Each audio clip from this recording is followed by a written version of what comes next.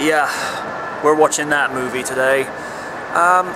Some 6 years ago, in this particular location, I saw Transformers 3, Dark of the Moon, or as I prefer to call it, Transformers Armageddon, because let's face it, with the annihilation and destruction on the big screen, that's the most damage I've ever seen done since 1996's Independence Day, which, by the way, that movie is still awesome. If you haven't ever seen it before, go check it out on Netflix or get it on DVD or Blu-ray. It will blow your mind. Awesome.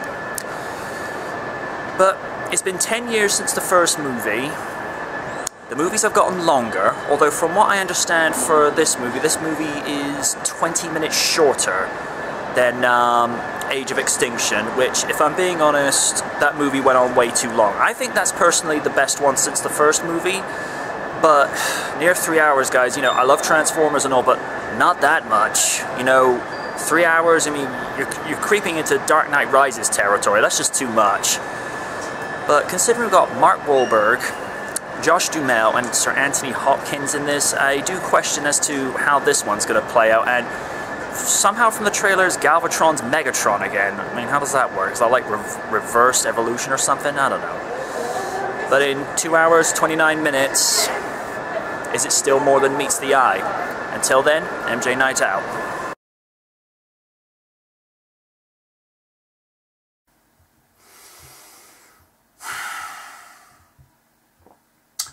Before I begin with my opening statement for this review, a word from Oni Rokaku.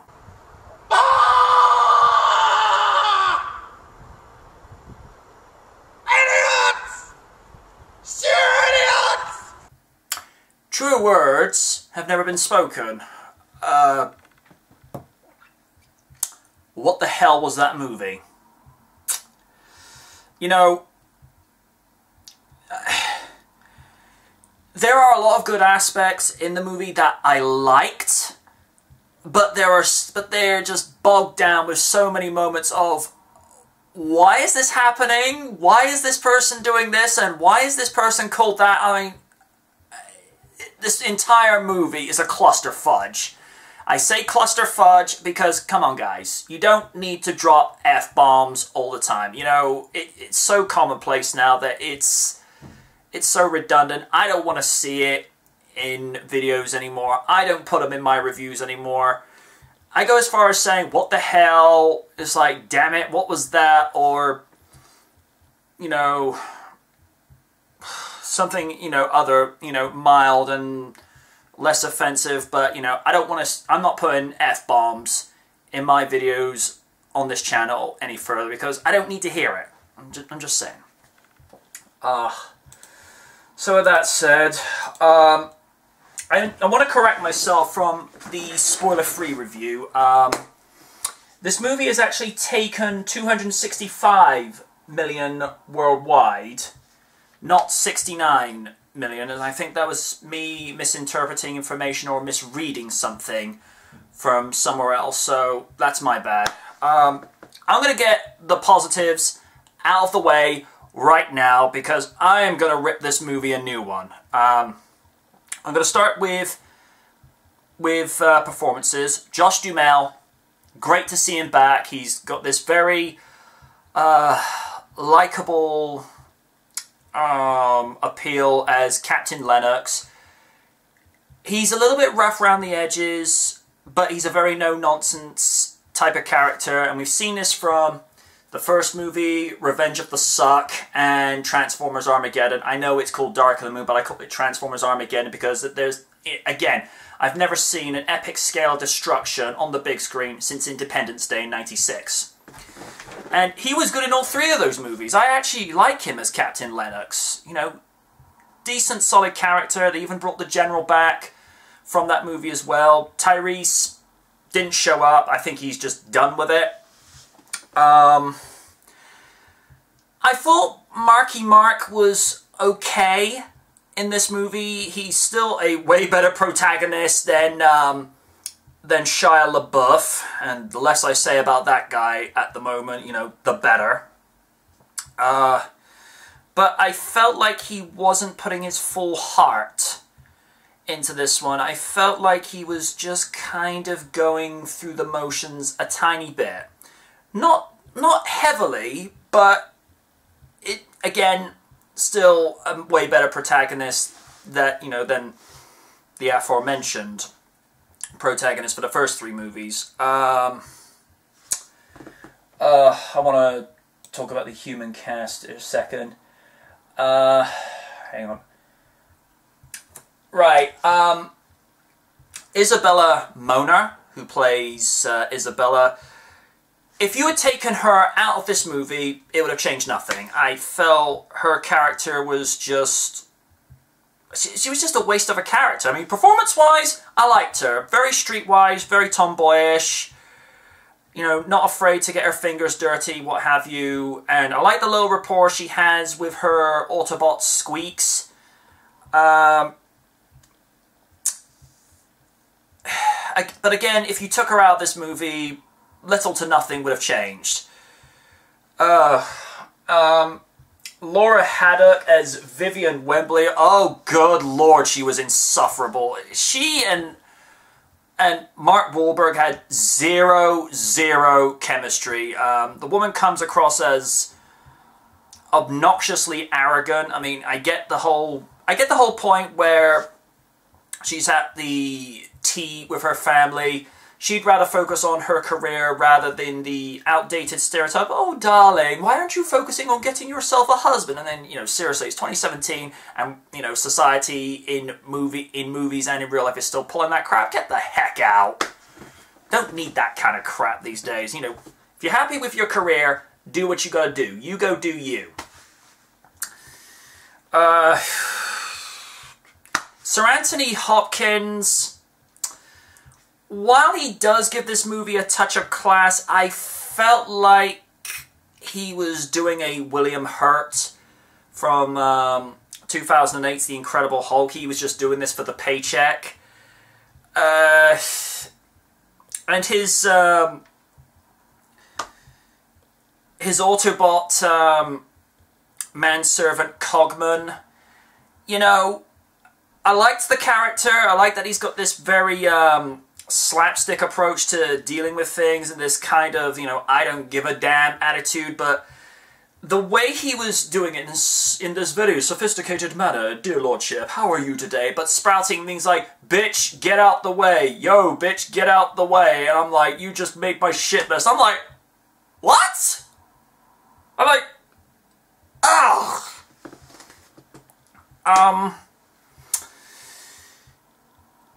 Bumblebee speaks for the first time in this movie since the very first movie, and when you hear Prime say, that's the first time I've heard you speak since Cybertron, it's like, he spoke at the end of the movie. So that's a continuity error right there. Prime gets dubbed as Nemesis Prime, but to my understanding, that's a completely separate character, to my understanding, and if I'm indeed wrong, and chances are I am, there you go. Comment section below. Go correct me. Alright, cinematography. I think they've taken the hint over the last the last couple of movies. They've toned it down with the shaky cam and just try and kept it as trained and straight on the action as it should be. So I'm glad that they did that. The sound mix is decent. I like the score. I didn't make too much of the soundtrack at the end of it, and here's the thing, the credits went by in next to no time. I think at that stage, the audience was just waiting to get out. So, like I say, a couple of cast performances were decent, a couple of them just didn't give a damn in this movie. But cinematography, scoring and sound mix... It was up par, it was well shot, well sounded. So, from a visual and sound standpoint, this movie's good quality. Writing. Oh, sweet merciful crap, where do I start with this? Oh my goodness. I'm beginning to understand why Tyrone Magnus sounded so drained in his voice. How you doing, by the way, buddy? Hope you recovered from this movie. But jeez Louise. I'm not a huge Transformers nerd. and even I could look at the sort of the set pieces they did with regards to story and thought, what the hell were you people smoking, and where can I find some of it? Okay, first off,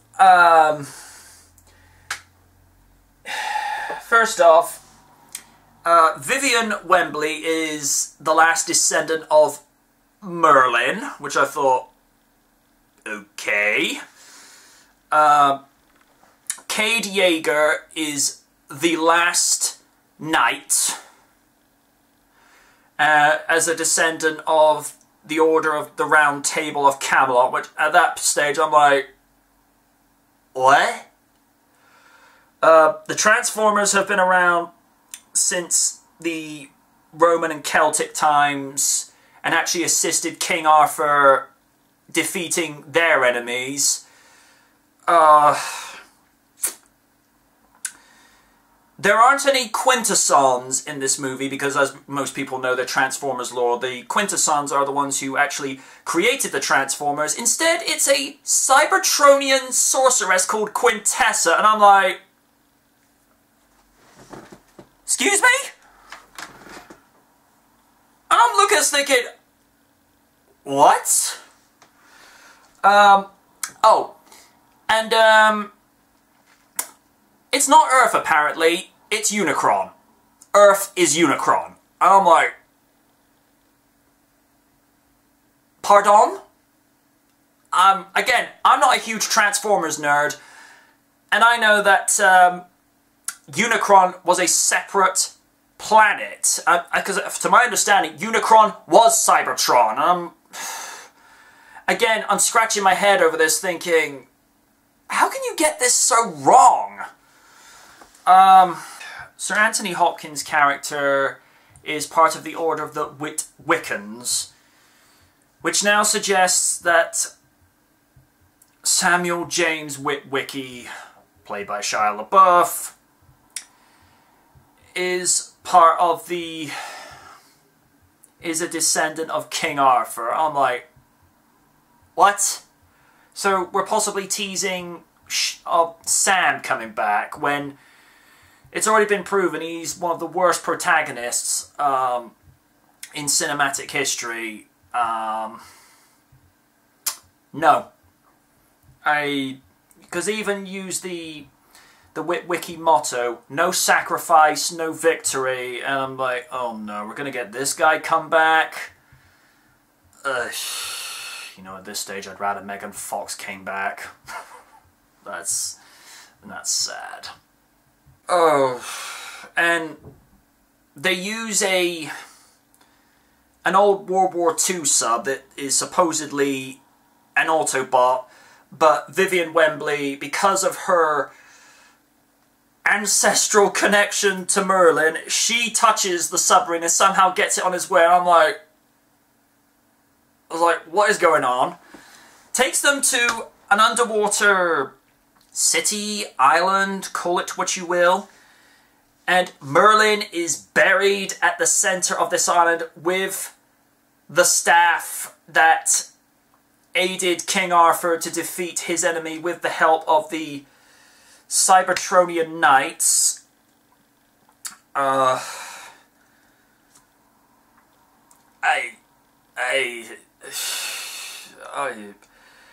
I noticed that they borrowed a little bit from Age of Ultron with the island floating up into the air after they connected the staff at Stonehenge, which I'm looking at thinking, oh good lord, this is just creating even more and more problems.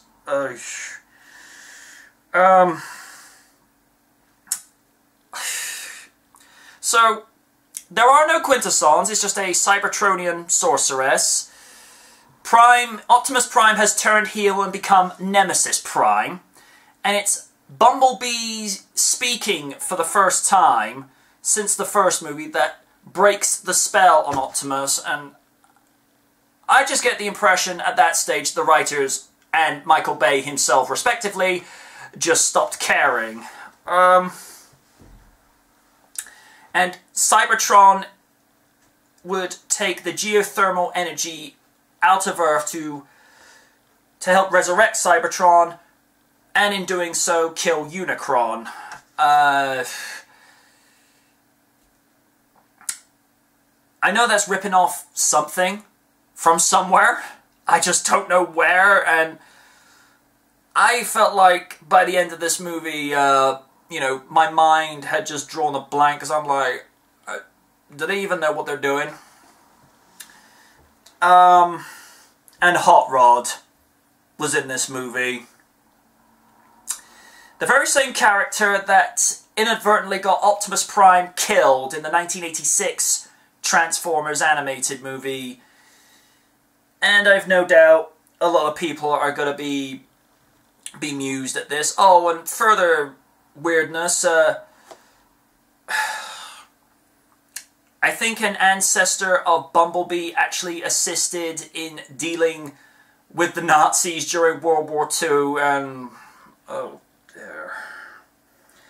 You know, I'd expect this out of something like Kung Fury, because the movie is in on the joke and what have you, but this is a movie that's trying to take itself seriously. The first movie, I could get into it because it was, you know, a very clever movie the way it was done. And I think if they had stuck with the tone and consistency of that movie, but just advanced it and evolved it, it would have been fine. But we're at this point where it's almost like a middle-of-the-road franchise movie. In the same context of how I felt about Underworld Blood Wars earlier this year, I just feel like the writers, production crew, and the actors, they just stopped giving a damn. And we see Quintessa. I know that's gonna annoy a few people with that description alone. She somehow survived the fall after the staff of Merlin is pulled out of Cybertron. Oh, God.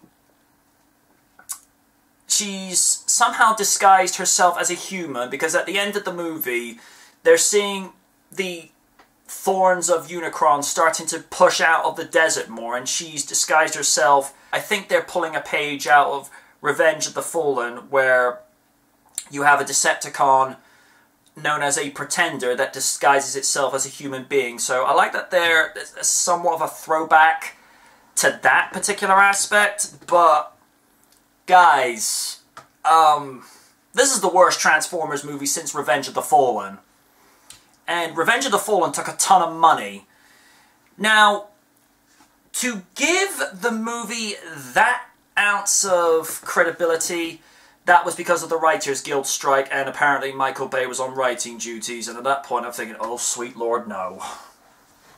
Because the whole joke of where John Turturro was underneath the Decepticon for that, I forget, then it shows you how much I care about that particular piece. The enemies insert anatomy here joke, that was not in the original script, according to Kurtzman, who did the script for the second movie. This is why you don't let Michael Bay write a movie. As a guy who knows how to do visuals, he's good, but as a writer, it's like, keep him well away from that. And I wouldn't be surprised if he was on was he actually on writing duties for this? Let me have a look. No, thankfully he was nowhere near writing on this. Thank the sweet Lord. Because, oh, how many... Okay, there's a problem when you've got that many editors for that movie. There's 6 people who edited this. Oh,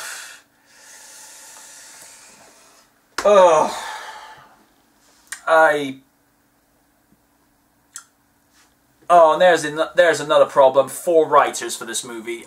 In all honesty, you need to just keep it to no more than 2 writers, because that's why Batman Begins worked the way it did with Christopher Nolan and David Goyer. Now, I don't rate David Goyer as a person, but as a writer, he's not bad for what he did for Batman Begins and what have you. But it's a worrying sign of the times where we've got multiple writers for a movie because there's too many ideas being filtered in. If you keep it down to a point where it's just 2 writers, no more than that, you keep the vision consistent, and you don't have so many differentiating ideas that are coming in that just... It's like I just said at the start of the review, that, you know, this thing is a cluster fudge. It is so all over the place that you know it's bad when the cast don't know what to do. And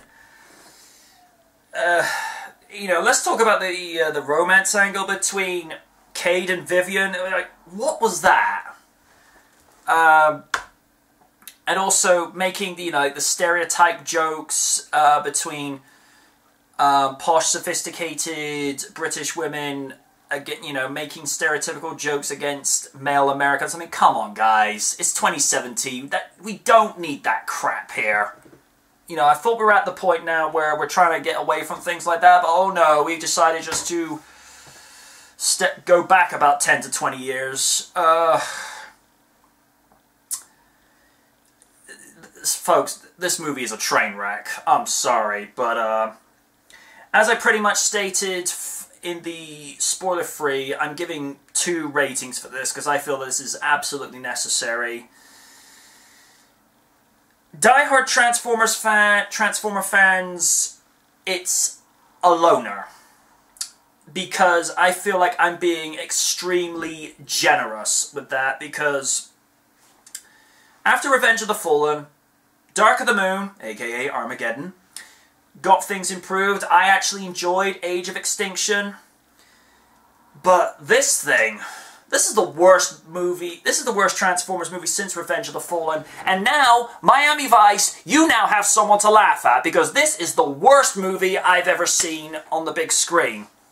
I've said for many, many years that Miami Vice was one of the most bland and boring and terrible movies I've ever had the misfortune of watching.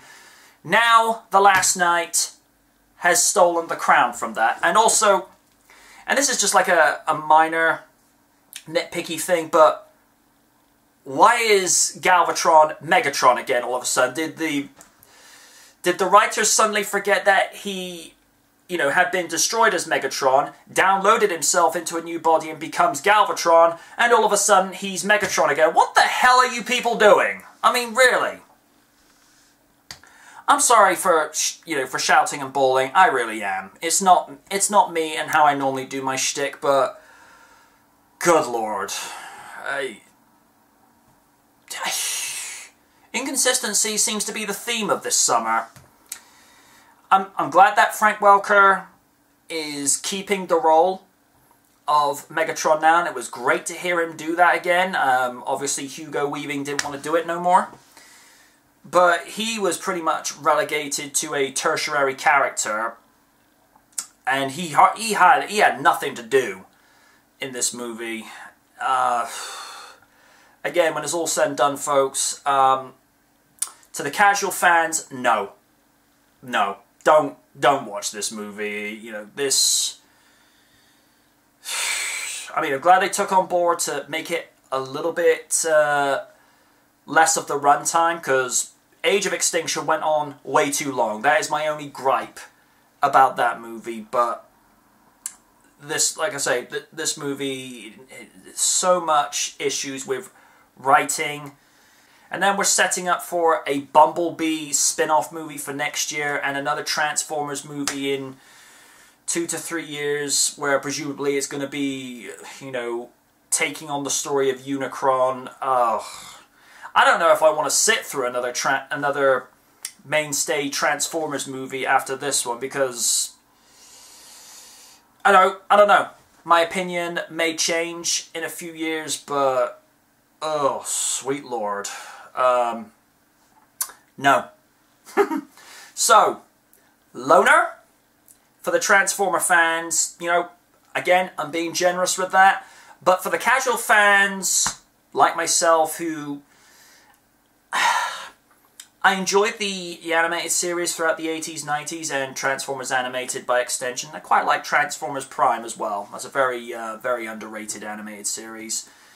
but I would never call myself a die-hard Transformers fan. You know, I'm not the first guy to go out and buy all the new merchandise, you know, because I'm Sonic and Knight Rider, first and foremost, you know. That's my go-to. But for the casual fans, absolutely not. You know, this just gets a no. I don't really know how to put it better than that. And I apologise if I kind of went over the top, but this is me, so that's par for the course by now. But this movie, I'm starting to understand why people are crapping on this movie, because this is the worst movie I've seen in, you know, I've been reviewing movies for a long time, even before YouTube. You know, so in the 12 to 13 years I've been reviewing movies, this is the worst one I've ever seen on the big screen. But hey, I took one for the team, went and watched it, and in my honest opinion, go in and watch it if you want to, but in all honesty, no folks, no. Save your $8.50 for this one, because you're going to regret it. I'm telling you right now. Whew. Oh, I feel better for getting that out of my system. So, until next time folks, signing off from Real Features, this is MJ Knight saying good night from the night. And my name is Optimus Prime, and I do not approve this movie.